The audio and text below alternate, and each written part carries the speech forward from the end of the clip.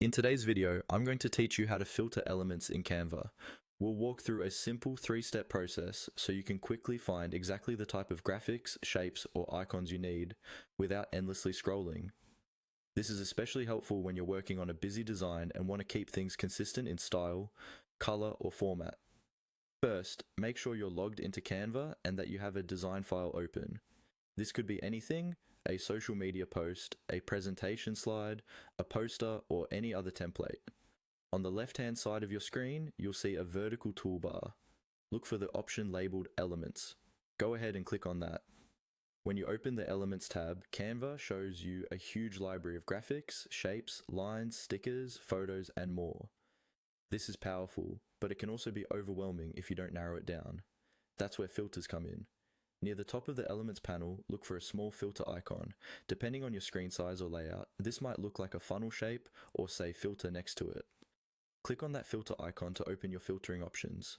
Once the filter panel appears, you'll see different ways to refine what you're looking at. The exact options can change over time, but usually you can filter by things like whether an element is free or part of the premium library, whether it's static or animated, and sometimes even by color or style. Take a moment to skim through these options and choose the ones that match what you need for your design. For example, if you're creating a professional presentation, you might want simple line-based icons rather than playful, colorful stickers.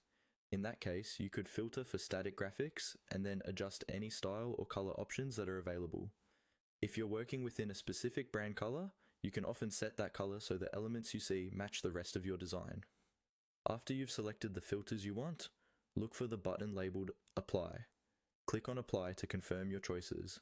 As soon as you do that, the Elements panel will refresh and only show items that match the filters you've just set. From here, all you need to do is scroll through the filtered results and click on any element to add it to your design. If you want to change your filters later, simply click the filter icon again, adjust your selections, and hit Apply one more